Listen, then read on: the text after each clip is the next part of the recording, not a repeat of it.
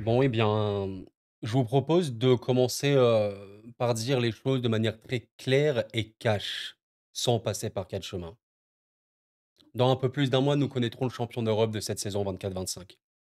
Arsenal, le PSG, le Barça ou l'Inter sera champion d'Europe. Une équipe se dressera parmi toutes les autres et pourra peut-être, oui, être appelée la meilleure équipe d'Europe.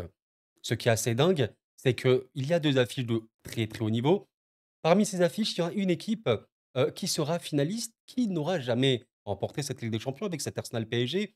Une des 2 équipes jouera la finale alors qu'elle ne l'a jamais remportée. De l'autre côté, on a pas mal de Ligue des Champions, 8 je pense au cumulé entre le Barça et l'Inter.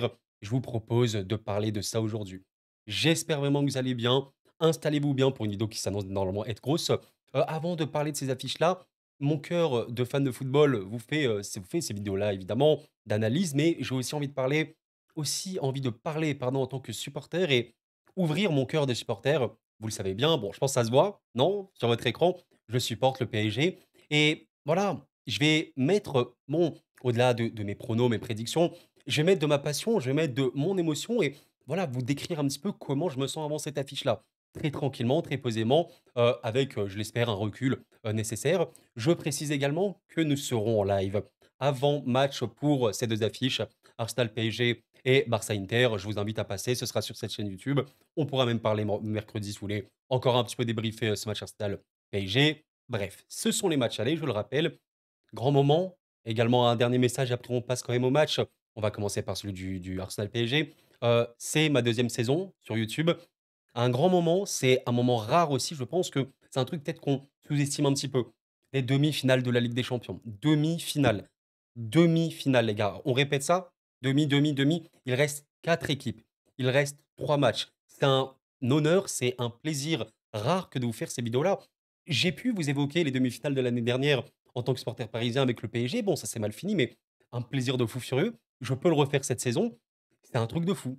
C'est un truc de fou. Et c'est un vrai, vrai, vrai plaisir. En plus, un privilège de pouvoir parler ça sur YouTube avec des milliers de personnes, voilà, sans être le numéro un, je sais pas quoi sur YouTube. J'ai pas du tout besoin de ça. Je partage avec des gens, même si on était des petites dizaines, aucun problème là-dessus.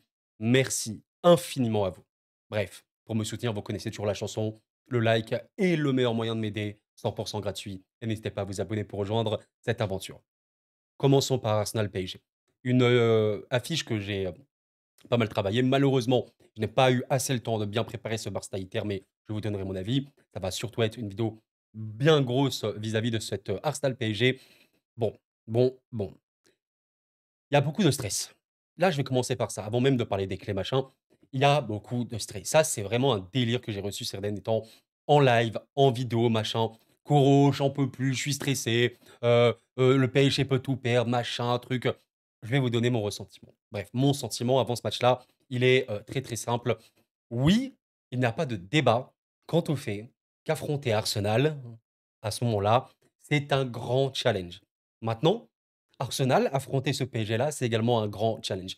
Et en fait, je pense qu'aujourd'hui, on est beaucoup trop dans cette, simple analyse qui consiste à dire: «Oui, l'instant, regardez un petit peu, là, effectivement, le PSG a perdu, face à Nice son dernier match. Ils ont fait un match nul pas très, très bon, face à Nantes. Ils ont perdu face à Aston Villa». Voilà, sur les 4 derniers matchs, ouais, il y a pas des bons matchs, du PSG. Il y a 2 défaites, il y a un nul, il y a une seule victoire. Bon, contre le Havre où, OK, tu fais beaucoup tourner, mais il y a rien de fou. Bon, ouais, légitimement, ouais, tu peux dire, c'est pas la folie furieuse et honnêtement, vous êtes en mode: «Ouais, bah, écoute Coro, moi je vois que, ouais, c'est Arsenal qui va gagner, parce que je sens pas trop machin». OK, tout ça on peut l'entendre. Mais le truc, c'est que je pense que parfois on est très biaisé par un truc qui s'appelle le résultat. Le résultat pur et dur, nous nous offre des lectures du match parfois très opposées à la réalité. Par exemple, le dernier match contre Nice et après on va parler un petit peu de la globalité. Il y a Luis Enrique, après le match contre Nice, qui a, dit ceci. Évidemment, il s'est infisté, Nice qui a été 100 efficace. Il félicite également son équipe. «Nous aurions mérité un résultat positif en première période. Ce que j'ai vu, je signe mardi à Londres, je ne suis pas inquiet zéro. Je ne suis pas inquiet zéro. Maintenant évidemment, on sait qu'il y a toujours de la communication. Bien sûr que dans le vestiaire, ça discute, ça dit aussi les termes et ça corrige les choses à corriger. Par contre, où je veux bien croire sa communication, c'est quand il évoque: «Ce que j'ai vu, je signe mardi à Londres». Pourquoi il dit ça? Parce qu'à un moment, les gars, on va être très, très clair. Pour ceux qui ont vu, normalement et suivi le PSG cette saison, il y a eu des matchs, OK? Il y a eu des matchs qui se sont ressemblés. Alors, on peut l'évoquer pourquoi ils se ressemblent. Parfois, ça peut être de la faute du PSG, parfois, ça peut ne pas être que de la faute du PSG. Exemple très, très bête, le PSG Arsenal au Parc des Princes. Ce match-là, il est sans débat. Sans débat. Un des meilleurs matchs du PSG. Cette saison, peut-être le meilleur. Parce que tu affrontes une équipe qui est au sommet du foot européen actuellement, vraiment parmi les meilleurs des meilleurs, et tu les as empêchés d'exister, bah, quasiment 90 minutes sur le match. Ils ont tiré peut-être 2 fois, ils ont marqué une fois, un tir cadré, ils ont marqué. Toi, tu as fait un match d'une intensité au niveau de la contre-pression et cetera machin qui a été exceptionnel et tu as affronté un gardien qui a arrêté des ballons en pleine lucarne, qui a arrêté des petits filets opposés, qui a arrêté des ballons à bout portant à 5-6 mètres. Alors comment on analyse? «Ouais, mais regarde, on a perdu contre Liverpool, on est éclaté au sol, machin». Bon, il y a un petit peu l'idée donc dans une autre mesure, ce match-là contre Nice, il a été perdu par le PSG 3-1. Oui, factuellement, la défense n'a pas été bonne. Il faut comprendre ce que ça veut dire. J'en ai fait une vidéo évidemment d'analyse. Oui, Donnarumma n'a pas été bon, même pas bon du tout, parce qu'il se prend 3 tirs cadrés où il bouge pas. Où je crois qu'il fait un arrêt, il essaie d'arrêter le premier, mais il l'arrête pas. Mais aussi une des choses les plus importantes, c'est au niveau de la production. Est-ce qu'on a vu un PSG insipide? Est-ce qu'on a vu un PSG sans idée? Est-ce qu'on a vu un PSG extrêmement pauvre à la création? Bon, quand tu as Dembélé qui a créé 7 occasions dans ce match-là, cette occasion qui est énorme, hein, pour ceux qui ne connaissent pas trop les stats ou quoi. Moi, je pense que ça allait. Quand tu as cadré Tressois, avec certains ballons extrêmement rapides qui pouvaient placer dans les jaunes les plus idéales, et que le gardien adverse, il fait 12 arrêts, je pense qu'au niveau de la production, on a vu pire. D'ailleurs, chose très, très drôle que, j'avais évoqué en parallèle, d'ailleurs je l'avais évoqué en live. Vous savez que le Barça, avant, ce classico, extrêmement légendaire, ils ont affronté Majorque, OK? Et contre Majorque, il y a eu un match extrêmement similaire au celui du PSG, sauf qu'eux, ils ont pas pris de but, OK? Il y a eu, 40 tirs, donc pour le PSG, on a dit quoi? 32. Voilà, et il y a eu, tac, 12 tirs cadrés, 13 pour le PSG, 4 grosses occasions. Il y en a eu beaucoup plus de grosses occasions côté PSG, normal. Il y avait vraiment des situations extrêmement dures et bah, voilà, le Barça est également tombé sur un gardien qui les a pourris. Pourris, pourris, mais au final, ils ont gagné parce qu'ils n'ont pas fait d'erreur majeure défensivement et que Chesney, il a quand même eu, un match, où il a eu des arrêts, notamment hors jeu, parce que le piège du hors jeu fonctionne très bien face au Barça, enfin face, aux adversaires du Barça. Grosso modo, c'était à peu près ça. Donc je suis d'accord avec vous, parce que ça, c'est un peu voilà, là, je fais un gros speech sur le PSG, parce qu'après on va parler d'Arsenal. Je suis d'accord avec les gens qui disent: «Je suis pas rassuré vis-à-vis de notre défense, je suis pas rassuré vis-à-vis de la fiabilité du gardien, parce qu'un jour c'est le meilleur du monde, un jour c'est le pire du monde». Je suis d'accord avec vous. Le PSG, de toute façon, on est très clair sur une chose, dans ces derniers matchs et on l'a vu cette saison, toute cette saison, mais surtout sur ces derniers matchs, c'est une équipe qui ne sait pas défendre bas. Elle ne sait pas défendre les coups de pied arrêtés, clair, on va en parler forcément. Elle ne sait pas défendre bas. C'est une équipe qui a besoin d'être haute pour développer son jeu et pour être fort. D'ailleurs, chose très très drôle, je vous parlais du Barça, on va en parler après. Le Barça a affronté le Real Madrid, d'accord, en finale de Coupe du Roi, vous l'avez sûrement vu ce match-là. Le Real est revenu aussi pour une raison, c'est que le Barça était trop bas. Et le Barça ne sait pas défendre bas. Comme le PSG, comme les équipes en fait qui jouent comme ça, comme le Bayern et tout. Parce qu'elles ont designé, elles sont designées pour être très hautes sur le terrain, pour avoir le ballon. Donc Nice, qui a eu certaines récupérations, Nice qui a pu être, avoir ces situations où on était bas, ils ont eu un réalisme maximal et le PSG, énormément de largesse défensive, clairement et des erreurs, majeures, c'est vrai, c'est une vérité. Je vous prends par exemple ceci, OK? Ceci, un début de Nice. Il y a une situation où, il y a une je crois qu'il y a une relance pour Nice. Il a joué très, très rapidement. Regardez un petit peu Marquinhos ici sur l'action. Il dit à Neves: «Ouais, tu dois marquer, je crois Sanson, parce que sinon il va y aller». Bon, apparemment il n'y a pas eu d'entente parce que l'action de Nice est très, très vite jouée. Ils ont complètement battu la pression parisienne, c'était sur une relance, une action, temps mort et ils ont pu du coup avoir cette situation de on va dire 3 contre 3, on va dire, bref. Ici le problème c'est que Marquinhos sort sur le porteur de ballon, Boadi je pense, qui laisse Sanson du coup sans personne. Parce que Hakimi de base il est, de l'autre côté et Neves apparemment ne le marque pas. Donc là, on a vraiment dans cette action-là, la preuve réelle et concrète, et on l'a vu plein de fois cette saison, que oui, le PSG, dès qu'ils sont exposés défensivement, dès qu'il doit avoir de la défense de surface, de la défense basse, non, ils ne savent pas. Ils ne savent pas, bah oui, c'est pas une équipe qui est faite pour ça, c'est une vérité. Il n'y a pas assez d'automatisme, de travail là-dessus. Et là, on le voit. Regardez un petit peu, Marquinhos est sorti, Neves ne marque pas du tout Sanson. Il a un ballon gratuit, absolument gratuit. on est complètement battu. Donc, dans ce cas-là, tu peux être battu, hein, voilà, le PSG peut être battu défense basse contre Arsenal, machin, mais il y a toujours un dernier truc qui s'appelle, vous l'avez, le dernier rempart, le gardien. Bah, quand ton gardien, factuellement, je suis pas en train d'insulter Donnarumma. On a dit quand il était légendaire. Il a été légendaire cette saison. Pas de problème, là, j'évoque juste l'action. Bah, quand ton gardien se prend un ballon qui arrive sur lui, qui se trouve, bah, voilà, tu ne peux pas, tu perds. Oui, tu perds sur cette action, tu prends le 1-0 et c'est dommage parce que tu dis: «Bon, OK, on peut avoir une défense, bah, basse et tout, pas folle, mais si ton gardien peut te sauver dans certains moments, et ben, c'est cool». Parfois, c'est ça le football. On peut analyser pendant des heures et des heures et des heures, machin, la tactique, truc, regarder. Oui, c'est super important et moi, perso, j'aime énormément ça. Mais parfois, le foot, c'est, la justesse. La bonne passe dans le bon intervalle, on va le montrer après, vis-à-vis notamment du premier match face à Arsenal. L'arrêt du gardien quand il le faut. Bah, quand il y a pas tout ça, tu peux pas. Ici, ça a illustré parfaitement ce qu'est ce PSG en ce moment défensivement. Équipe qui ne sait pas défendre sa surface basse et qui a un gardien qui s'est trouvé notamment dans ce match-là, tout simplement. Totalement le même délire. Le même délire face, enfin, sur le second but, niçois. Encore une fois, on est dans cette position de défense basse, avec un Vitinha dont on va en parler parce qu'il sera une des clés majeures pour ce PSG-là, qui subit l'action parce que c'est un PSG qui doit avoir le ballon, la possession, être haut et défendre haut. Ce qui a incarné la grande, grande force du PSG, comme par exemple a pu incarner le Barça dans ses meilleurs moments, dans ses meilleurs temps forts, c'est être extrêmement haut et à la perte, être comme des chiens sur le ballon. Contre-pressing, on appelle ça la contre-pression et oui, cette saison, le PSG se hisse parmi les meilleures équipes de contre-pression au monde. Mais quand il y a pas ça, eh ben, forcément, ton plan de jeu, il en prend un sale coup. Et ici, l'action de Nice le montre également très, très bien.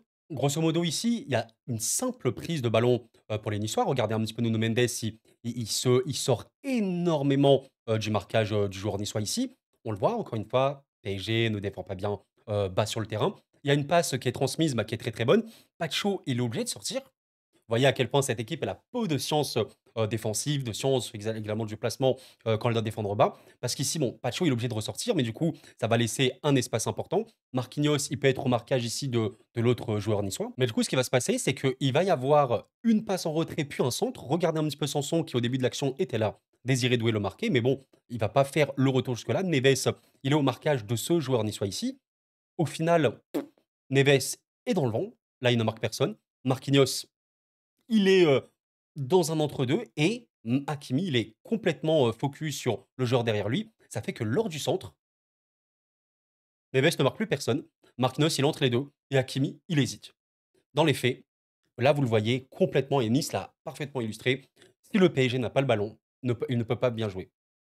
Si le PSG a le ballon et est haut sur le terrain, alors le PSG n'aura pas de soucis majeurs à se faire, à part en contre, évidemment. Ça risque des contres et vous savez très bien ce qu'il en est. Là, si tu rates ton duel en contre, machin, dans la profondeur, forcément, tout peut basculer. Ça, c'est normal, c'est le football. Mais si le PSG est bas, a des séquences basses, ou n'a pas le ballon et est bas sur le terrain, ça va pas le faire. Surtout au niveau des centres, etc., où c'est une énorme, énorme faiblesse parisienne. Les centres, les coups de pied arrêtés. Et maintenant, je suis obligé de vous montrer la stat qui tue forcément.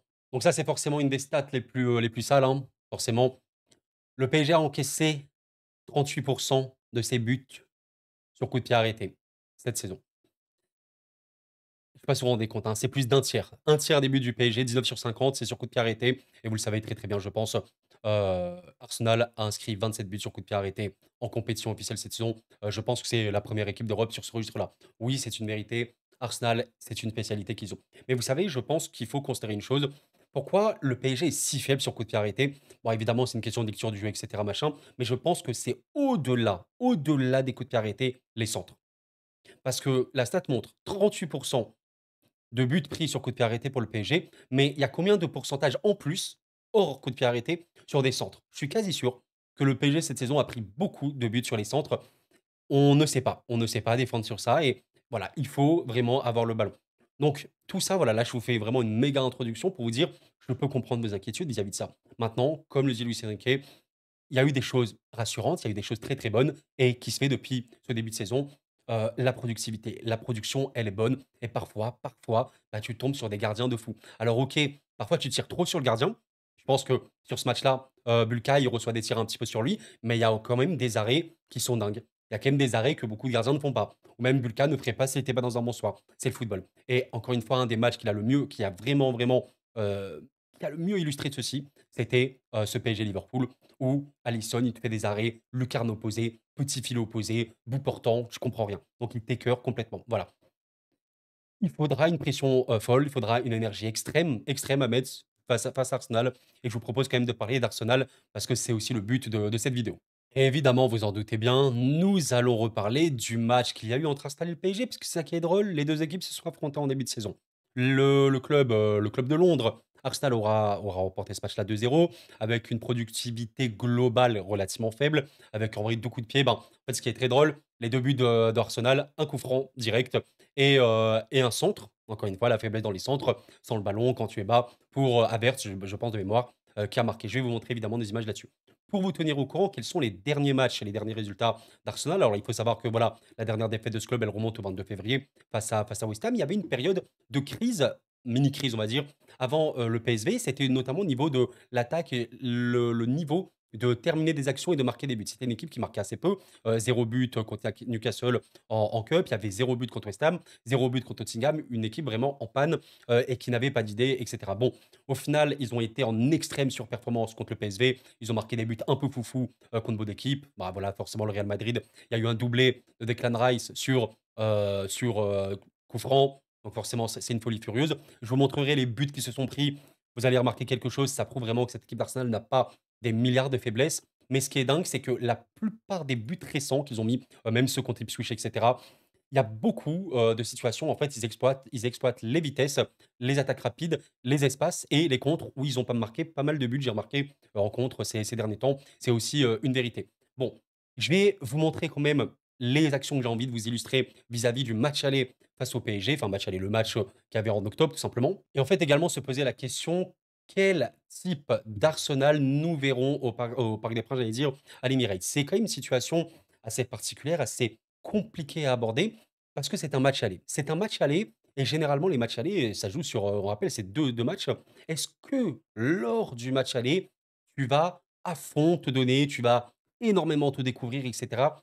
C'est toujours particulier à aborder. Tu ne sais pas, vraiment comment tu vas le faire parce que ce n'est pas le match décisif. Bon, je ne pense pas quand même qu'on aura un Arsenal, dès le match aller, vraiment bloc bas, bas, bas, bas complètement, qui ne presse pas du tout. Non, je ne pense vraiment pas. On aura, je pense, comme le match, bah, le premier match qu'on a eu et c'est pour ça que je voulais vraiment, vous le montrer avec ces quelques images.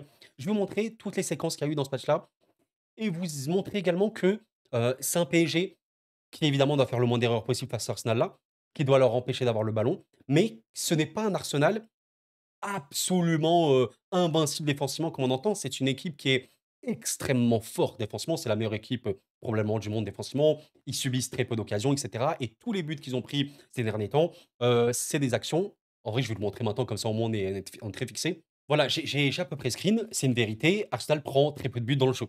Là, je vais vous montrer les buts qu'ils ont pris lors des derniers matchs. Crystal Palace, il y a un corner, reprise, OK, je crois de Eze, qui finit au fond des filets, qui rebondit et qui trompe Raya.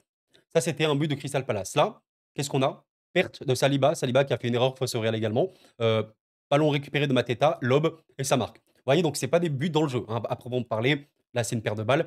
Ici, on a un but de Brentford. Brentford, également sur corner. Ils ont joué le corner à 2. Il est rentré. Second poteau, Wissa reprend bien le ballon sur corner. Là, qu'est-ce qu'on a? PSV Eindhoven, match retour où il y a eu 2-2 à l'Emirates justement, contre sur les 2 buts. Un contre ici. Quand Arsenal est pris en contre, tu peux le voir une certaine faiblesse parce que c'est là où ils ont le moins de temps de réorganiser leur bloc. Mais voilà, à part en cas de contre, généralement, ils laissent aucun espace. Ici, par exemple, là, regardez, il y a un vrai trou pour, Perisic, qui va être servi, il va terminer et bah, l'autre but, c'est littéralement une récupération ici, très, très haut du PSV qui va balancer en contre et qui va réussir à lober. Je vous jure que tous les buts, ou à peu près, que se prend Arsenal, c'est ça. Marqué contre Arsenal qui est en place, vraiment, vraiment, vraiment en place, qui serre les lignes, c'est très, très compliqué. Je ne vais pas vous mentir, c'est vraiment extrêmement compliqué. Il faut du décalage, il faut beaucoup de vitesse, et cetera.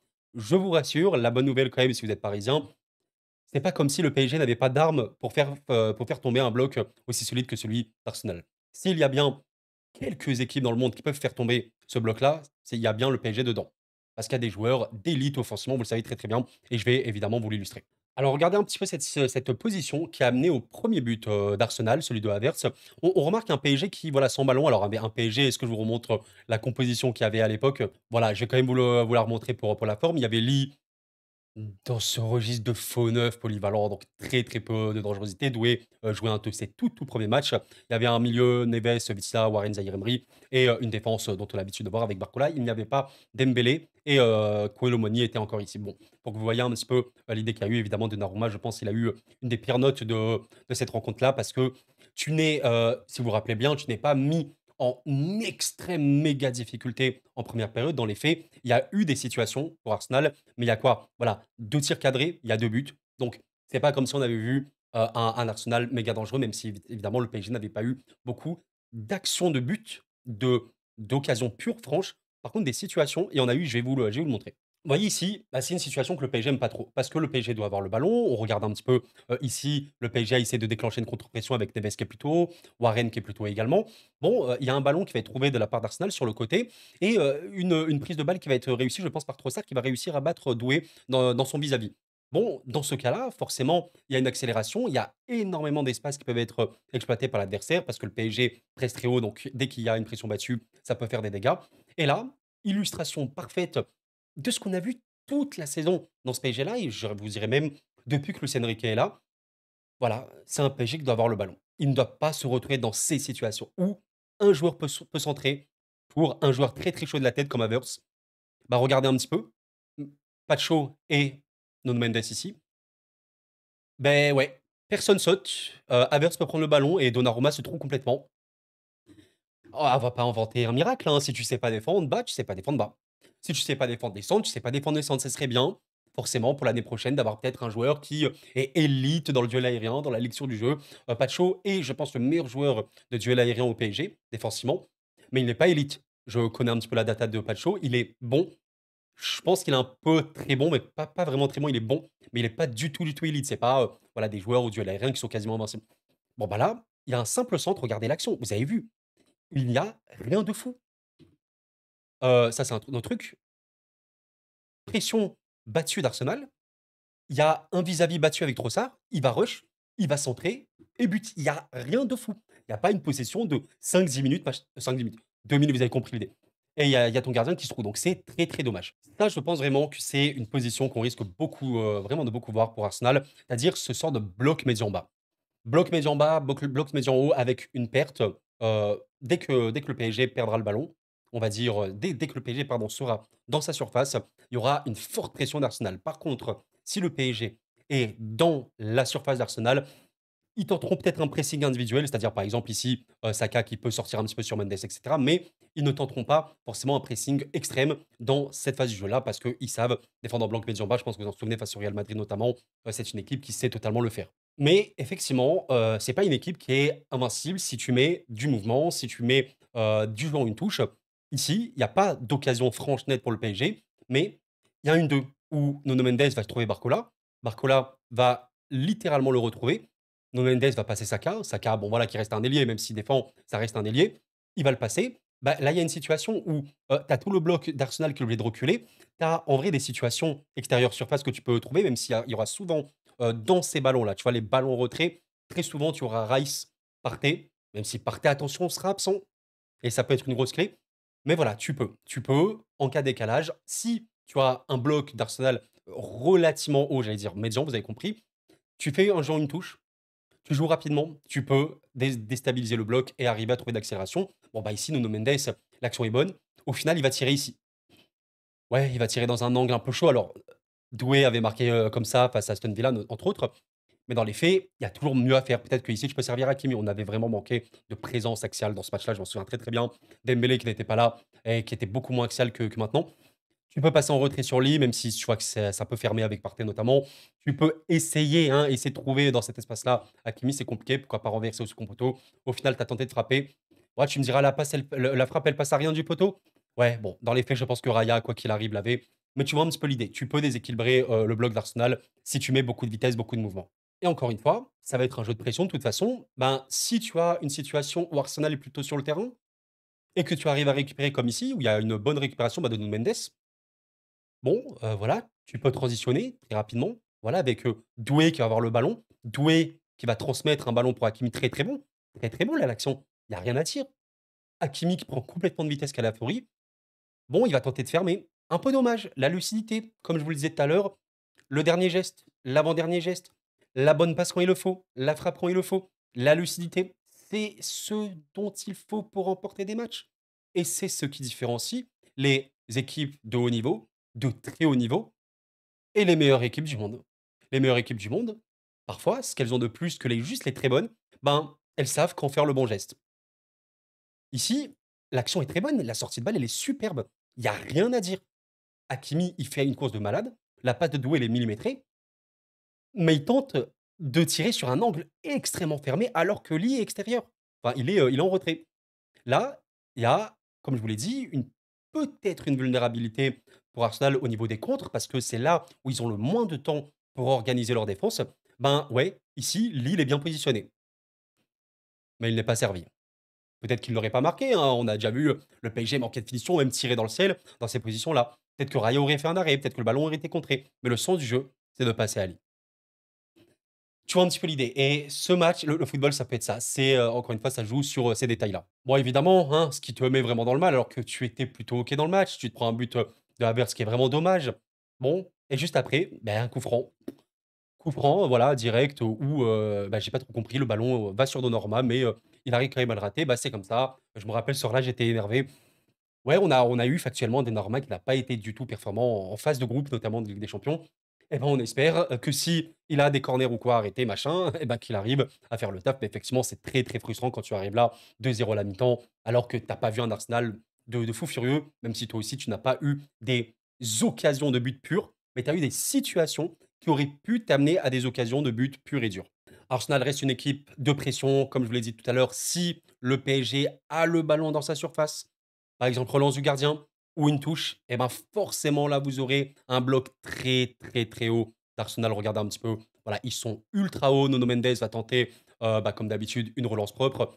Bon, voilà, comme vous pouvez le voir, il y a Partey qui a lu le jeu. Partey, excellent. Je vais quand même vous montrer quelques petites choses. Partey, c'est vraiment le joueur d'Arsenal défensivement par excellence. C'est celui qui a le plus de tacles réussis par 90 minutes, celui qui a le plus d'interceptions par 90 minutes et il sera absent. Donc, c'est une vraie bonne nouvelle pour le PSG. On parlera un petit peu de la composition que je peux imaginer pour les deux équipes avant ce match-là. Mais forcément, partez en moins, c'est une vraie bonne nouvelle parce que c'est le déjà, il peut marquer des buts, c'est vrai, mais c'est surtout le penchant défensif le plus important pour eux, pour casser des attaques, détruire des relances, et cetera. Et là, voilà, je vous le montre, notamment avec cette action de Nuno Mendes où il essaie de ressortir, mais au final, il ne peut pas du tout. Et on sait que Arsenal peut vraiment développer un jeu extrêmement rapide, très très direct, dès qu'il y a une récupération, surtout une récupération haute.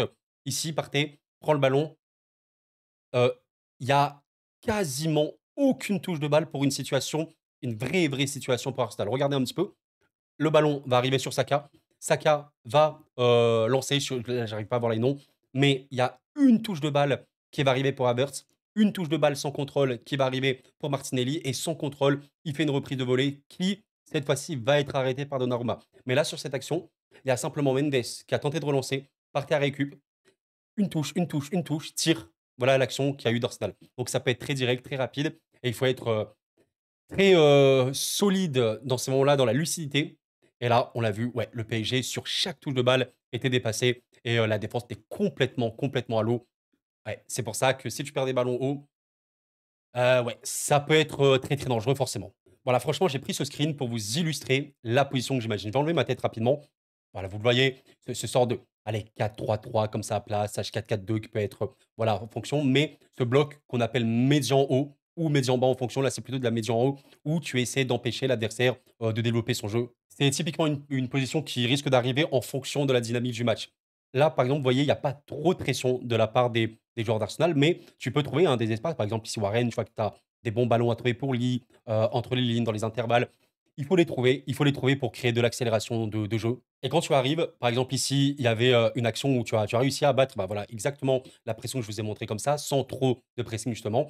Vitinha peut servir Nuno Mendes. Ici, tu as réussi à battre une ligne. Et ben là, tu dois être juste. Quand tu es dans ce genre de situation, il n'y a plus le choix. Tu es dans l'obligation d'être juste pour ne pas te louper. Point final. Bref, ici, Nuno Mendes, il accélère, il fait une transmission pour Désiré qui arrive un peu derrière et on était aussi sur un PSG qui avait moins d'automatisme, c'est une vérité, un PSG trop maladroit, trop imprécis et ça paye cash au plus haut niveau. Bon bah là ouais, c'est un peu dommage, mais le ballon peut être très, facilement récupéré pour Arsenal. D'ailleurs voilà, Nuno Mendes et Doué, ils communiquent sur mode: «Non, non, non, non, machin». Ouais, tu vois, dans ce moment-là, imagine, je te dis un truc mec, mais la transmission de Nuno, elle est bonne. Désiré, il a le ballon. Il voit Lee au second. Lee qui est seul, hein. Lee qui est seul, parce que le PSG a réussi à déséquilibrer le bloc d'Arsenal. Lee servi et Lee termine, mais il a but du PSG. Et on revoit la chose différemment. Les détails. Si t'es imprécis, n'espère pas grand-chose très forcément.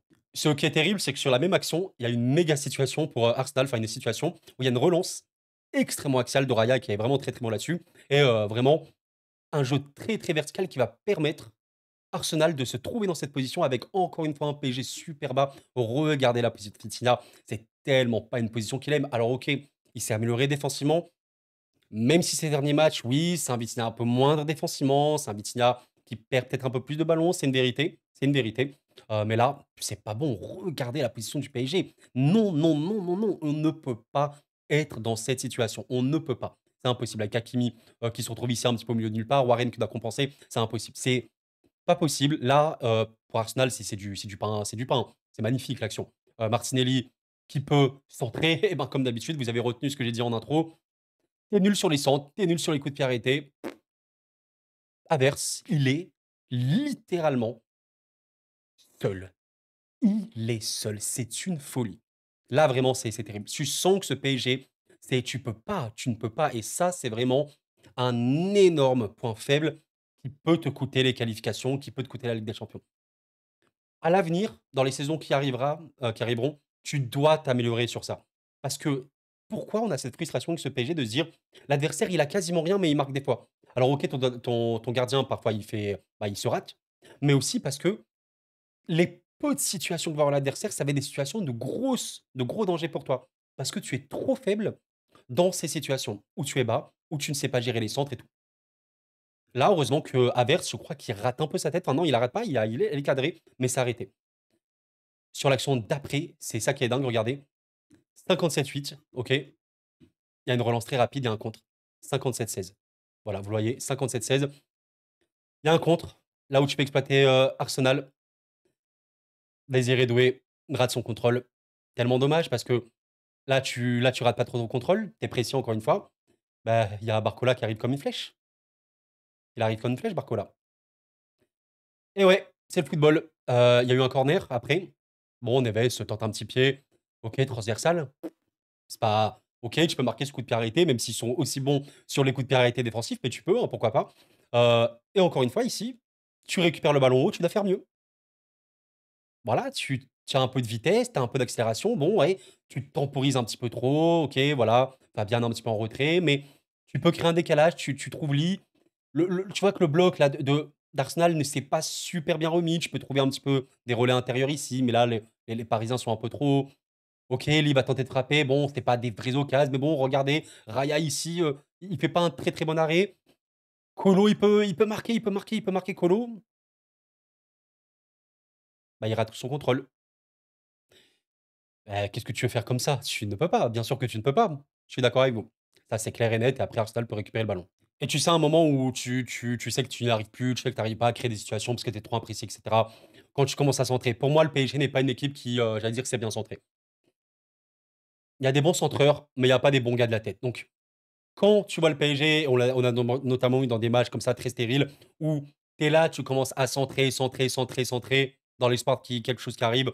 Pour moi, si tu fais ça, c'est que tu n'as plus de plan de jeu et que tu tombes un petit peu à l'eau. Donc on a commencé à voir un petit peu ça sur la fin et ça commençait à être un petit peu trop problématique. Comme d'habitude, il faudra faire vraiment, vraiment très, très attention à la pression d'Arsenal parce que même en seconde, comme je peux vous le montrer ici, Arsenal peut presser très, très haut. Et s'il presse très, très haut, bah, il faut savoir ressortir les ballons proprement. Ici, Hakimi va trouver un ballon dans l'intervalle pour Neves. Généralement, c'est plus Vitinha qui, je pense, est quand même un joueur d'élite sur ça, dans la conservation de balles, dans le fait de maîtriser la pression adverse. Bon, là, ici, voilà, ça a été un peu dur. Récupération d'Havertz. Il y a une grosse situation, hein, il y a vraiment, vraiment une grosse situation. Au final, ça cafouille un peu. On sait que Marquinhos peut cafouiller quand il est sous pression. Voilà, il perd le ballon, ça va être récupéré par Saka, qui va renvoyer à Martinelli. Si c'est très, très dangereux, je crois qu'il ouais, y a un arrêt de Norma qui est très important. Mais bon, encore une fois, voilà, ça rebondit, regardez. En fait, il y a eu tout le bon et le moins bon sur ce match-là pour le PSG. Warren, qui peut balancer un ballon loin, ultra, ultra bonne déviation contre l'orienté ici de Nuno Mendes, qui a été littéralement attaquant en vrai dans ce match-là. Et Nuno, qui bat Gabriel, son vis-à-vis, bah, il peut accélérer comme un fou. Il transmet un ballon pour Barcola. Et tu dois être précis. Eh oui, eh oui. Pourquoi Barcola, il fait une passe plutôt ici, plutôt ici. Voilà, vous avez compris l'idée, quoi. Pas trop sur Mendes, parce que si vous voyez bien, le ballon, au lieu de faire plutôt ça, il fait ça. Il faut être plus précis. Ou alors, tu renverses second poteau. Lee, encore une fois, il est là au second. Eh ouais, ça pécache, les gars, ça pécache. Bon, vous avez compris un petit peu l'idée. J'ai fait quoi? 40 minutes, même plus, sur ce match-là. Je pense qu'on va aller très très vite pour Barça Inter, malheureusement. Ouais, j'avais beaucoup de choses à dire. Quelle est la conclusion? Arsenal sera extrêmement dur à battre à la maison. Déjà, ça, c'est une chose. Le retour sera au Parc des Princes, mais globalement, aller ou retour, une équipe de football, voilà, ça reste une équipe de football qui jouera son jeu sur un terrain. La composition que je vous propose pour ce match-là, ce sera un truc comme ça. Je pense côté PSG, on n'aura pas trop de surprises. Doué ou Barcola, à voir en fonction, parce que si tu peux exploiter les contres, comme on l'a dit, exploiter les espaces, surtout si Arsenal est haut et que tu arrives à battre leur pression, ce qui est possible, hein. Tu as des joueurs largement pour battre cette pression-là. Alors Barcola peut être très très bon parce que ça reste un joueur ultra méga explosif, pourquoi pas. D'ailleurs, ne faites pas attention à l'alignement des joueurs, genre Kvara à gauche, machin. Ça, on s'en fiche. On sait que ça bouge énormément dans ce PSG-là. On sait que Dembélé, il peut être dans les demi-espaces, etc. Ce n'est pas la question. Je vous parle juste du 11 titulaire. Je pense qu'on aura un truc comme ça. Côté Arsenal, la grosse question, c'est effectivement, Partey n'est pas là, c'est un problème pour eux. C'est un problème. Il y a une possibilité que je vous ai mis, Merino, qui est avant-centre, et Merino, je vous le dis, sera un vrai problème pour le PSG, parce que Merino, c'est le meilleur joueur d'Europe au niveau des duels aériens. Bah, s'il y a des centres pour Merino qui part en attaque, s'il y a des corners pour Merino, je vais pas vous faire bien sûr que ça va être très compliqué. Il faudrait que Donnarumma soit exceptionnel, parce que Merino aura sûrement des têtes, et s'il a des têtes, il marquera. Je suis quasi sûr sur ça, parce qu'il est vraiment excellent. Donc Merino, repasser au milieu, peut-être voilà, dans ce rôle-là, comme Partey, ça peut être Rice, un petit peu, encore une fois, les positions, c'est pas très important, mais Merino peut-être plus dans ce rôle de joueur défensif qui va transmettre des ballons et tout. Et du coup, Trossard est relativement en forme, hein. Il a marqué, je pense, sur ces derniers matchs. Je vais voir ça un petit peu. Je l'ai vu marquer, en tout cas. J'ai revu un petit peu les matchs. Voilà, il a marqué un doublé contre Ipswich. Bon, c'est Ipswich. Il a marqué contre Crystal Palace. Ouais, il regagne de la finition, ces joueurs-là, quand il le faut, hein, pour Arsenal. Donc Trossard est un petit peu le classique pour tout le reste. Bon, ça, c'est au niveau de la composition. Maintenant, voilà, si on parle maintenant de prono, machin, etc., qu'est-ce que vous voulez que je vous dise? Honnêtement, les gars, soyons sérieux. On aimerait tous hein, que le PSG gagne. Bah, si vous êtes supporter d'Arsenal, vous aimeriez que Arsenal gagne, évidemment. Moi, j'aimerais que PSG gagne, il n'y a pas de problème. Dans les faits, la qualification, j'y crois encore. C'est pas parce qu'il y a eu des matchs perdus ces derniers temps que je suis en mode oulala, tout est à jeter, machin. Non, il y a quand même eu un match contre Nice, même si c'était pas l'intensité Ligue des Champions. Parce que je le rappelle, tu peux pas jouer tes matchs à 2000% quand humainement, bah, t'es un humain. Quand tu as la Ligue des Champions qui arrive et quand tu dois aussi naturellement, je vais pas dire t'économiser, mais tu joues pas à fond. Malgré ça, tu as vu un PSG de très très haut niveau dans sa productivité face à Nice. Tu as fait des erreurs débiles, bêtes, tristes défensivement. Et tu as affronté un gardien de fou furieux. C'est une vérité. Et ton gardien n'a pas été décisif. Le résultat de ce match-là dépend de tous les détails que je vous ai donnés. Précision. Combien de coups de pied arrêtés aura Arsenal? Est-ce que Donnarumma fera des arrêts? Est-ce que Raya sera performant? Je pense qu'on est plus proche d'une victoire d'Arsenal que du PSG sur le match aller. Je pense. Après, j'ai plutôt confiance quant au PSG de faire un match, peut-être regarder similaire à celui-ci que je vais vous montrer. Euh, Bah, celui-là. Voilà, qu'on se souvient évidemment très très bien. Le Liverpool PSG à Anfield. Alors Liverpool devait absolument mettre beaucoup de pression. Il y a eu un match où le PSG a eu énormément de situations et pas mal d'occasions en contre. En attaque rapide notamment en première, où ça a été vraiment, vraiment, vraiment frustrant d'avoir raté certaines grosses situations. Je pense notamment à Barcola en situation de 1 contre 1, vous en souvenez. Et peut-être qu'on aura vraiment cette situation où ben, tu auras deux équipes avec beaucoup, beaucoup de pression. Le PSG comme Arsenal mettront une pression de fou furieux. Mais vraiment, vraiment mettront une pression de fou furieux. Peut-être. Dans ce cas-là, c'est l'équipe qui pressera le mieux, qui récupérera le mieux de ballon et qui arrivera le mieux à contrer qui gagnera, en fonction des gardiens. Mais les gars, je vais mettre un match nul. Vous avez compris que le prono ne sert absolument à rien. Là, je pense que c'est très, très clair. Je vois absolument Arsenal marquer. Le PSG se prend des buts, littéralement à chaque match, les gars. Le PSG se prend des buts à chaque match.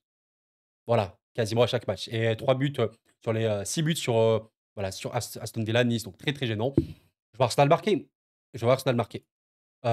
Maintenant, Arsenal a pris des buts ces derniers temps. Voilà, je vous ai montré ceux de Crystal Palace, notamment sur, des comptes coups de pied arrêtés. Ils ont pris un but contre Brentford, même si voilà. Arsenal peut se prendre des buts. Je vois bien les 2 équipes marquer forcément. Le PSG quand même, c'est une équipe qui, voilà, marque, très régulièrement. Voilà, le dernier match où le PSG n'a pas marqué, c'était contre Liverpool. On se souvient du match. Sinon, il y a quasiment, ouais, tout le temps, le PSG marque tout le temps, à peu près. Donc je vois quand même les 2 équipes marquer. Je vois Arsenal marquer soit centre, soit coup de pied arrêté, clair, net et précis. Dans les faits, je te dirais peut-être que sur le match aller, on est sur un 60-40 Arsenal. Je vais pas monter trop haut, je vais pas dire 75, 80-20 Arsenal. Non, non, vraiment pas, les gars. Je pense que c'est trop manquer de considération pour ce PSG-là, qui reste une équipe de giga haut niveau. Il n'y a pas Partey, je le rappelle. Bon, mine de rien, ça restera un match de football. Allez, il faudrait voir un petit peu comment vont jouer les deux équipes. Le but de ces vidéos, c'est surtout de vous présenter un petit peu comment jouent ces deux équipes, comment tactiquement ça peut se passer. Un match nul de 2, par exemple. Un match nul de 2, deux buts d'Arsenal sur coup de pied arrêté. Un but du PSG sur un contre et pourquoi pas, ouais, un but du PSG sur coup de pied arrêté aussi. Pourquoi pas. Bon, on verra bien, les gars. Ça, je rappelle évidemment que Gabriel ne sera pas là aussi. Il est blessé jusqu'à la fin de saison, mais Kiwior donne satisfaction et surtout, de toute façon, Arsenal sait défendre. Oui, Arsenal a plus de chances de gagner, je pense, ce match aller. Un match nul serait un bon résultat. Est-ce que je crois en une victoire? Honnêtement, oui, je peux croire en une victoire, hein. Comment je peux croire en une victoire? Bah, un Arsenal qui, aura des situations, Donnarumma qui fera quand même un gros match et le PSG qui sera vraiment très létal en contre, comme on l'a pu voir notamment contre Aston Villa. Ou comme on a pu voir des situations de contre, de fortes attaques rapides face à Liverpool, où tu as mis qu'un seul but, où tu aurais vraiment pu en mettre plus. Je peux imaginer une victoire du PSG comme ça. Dans les faits, je vais dire un match nul. Que le meilleur gagne, hein. Personnellement, j'espère que le PSG gagne. On en reparlera, évidemment lors du live et voilà, tout simplement. Je vous invite à venir en live tranquillement sur la chaîne. Merci à vous, les gars. Bon, les gars, j'ai un gros problème. La vidéo, je sais pas combien elle dure. Je pense qu'elle est extrêmement longue. Peut-être qu'elle dure même plusieurs heures. En vrai, les gars, je vais devoir faire extrêmement court pour le Barça Inter. Je suis désolé. Sincèrement, j'ai trop parlé, mais je devais vraiment développer beaucoup de choses pour le match Arsenal-PSG. Ne vous inquiétez pas si vous voulez qu'on parle de ce match. Je vous invite à venir le 30 avril, quelques heures avant le match. Nous serons en live pour parler également de ce Barça Inter. On aura le temps d'en discuter tranquillement en live. Là, je suis désolé, les gars, je dois faire vraiment trop vite. La vidéo est beaucoup trop longue. Voilà, je suis désolé. Bref, Barça-Inter, donc c'est évidemment un immense match. Et pour faire dans le très rapide, l'Inter actuellement ne va pas bien. Barcelone va vraiment très bien. Et surtout que psychologiquement, ils ont remporté une coupe. Ça fait vraiment plaisir pour eux, hein. Je pense qu'ils sont très contents. Quand je dis ça fait plaisir pour eux, les Barcelonais, je pense qu'ils sont légèrement contents. En plus, contre le Real Madrid, on se souvient très bien de ce match-là. J'ai fait le débrief sur la chaîne. N'hésitez pas à aller le voir si ça vous intéresse. Merci à ceux qui l'ont vu. Très sympa. Ça reste un Barça de très haut niveau, qui reste une équipe qui, par exemple, ce match-là contre Mallorca, bon, si le gardien fait pas un match de fou, il y a 7-0, personne n'est choqué, tu vois un petit peu l'idée, je grossis le trait. Il y a des joueurs de classe mondiale, Lamine Yamal est choquant, Pedri n'a absolument aucun sens.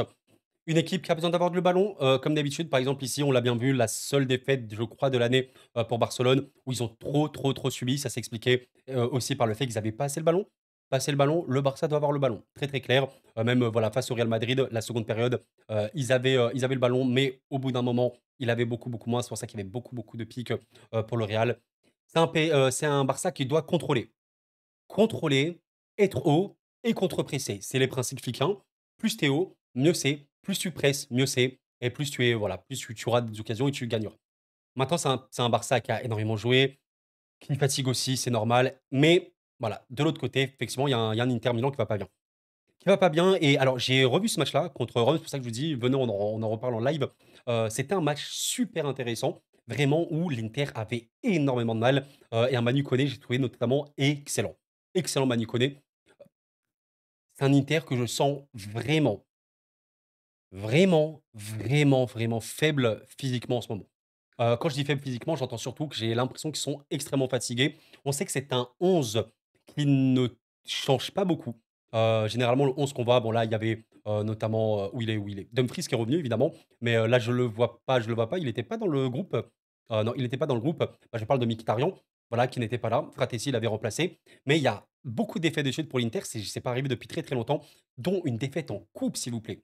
En coupe face au Milan et en plus à chaque fois, bah, c'était pas des matchs de l'Inter fous au niveau de la créativité et c'est comme ça, en fait, qu'ils ont remporté notamment leur confrontation face au Bayern. Bon, ils avaient un grand gardien, ils ont quand même subi des occasions, mais ils avaient notamment énormément de qualité et ça reste pour moi l'Inter une des équipes d'élite, élite, élite, quand elle est en forme, voilà, quand physiquement elle est bonne et cetera. Une équipe d'élite quand elle doit attaquer, les espaces, la vitesse et cetera, combiner très, très vite, extrêmement précis, les automatismes extrêmes, il y a pas de débat là-dessus.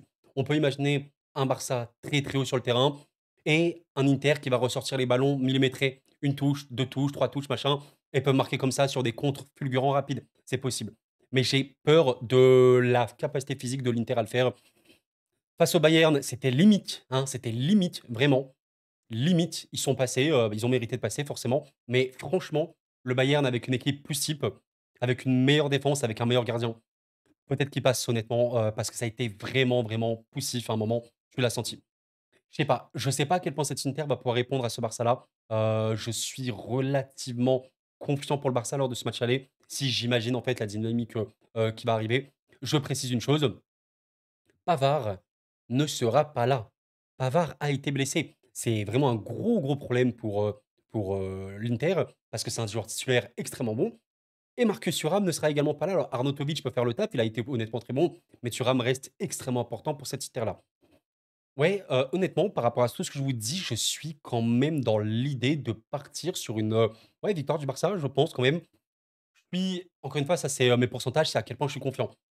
Honnêtement, je suis relativement confiant pour le Barça. Je vais pas monter non plus à 70 de confiance, mais je suis en mode, ouais, du bon, 60 60, voire 65 de confiance pour le Barça au match aller, où j'imagine en fait ce scénario-là. Barça extrêmement haut sur le terrain, qui aura vraiment la position quasiment tout le match. L'Inter qui essaiera de ressortir, peut-être qu'ils marqueront comme ça, mais qui physiquement vont vraiment chuter un moment. Le Barça va marquer et peut vraiment marquer beaucoup de buts. À voir si Sommer fait un match de fou, le gardien qui est vraiment de très, très haut niveau.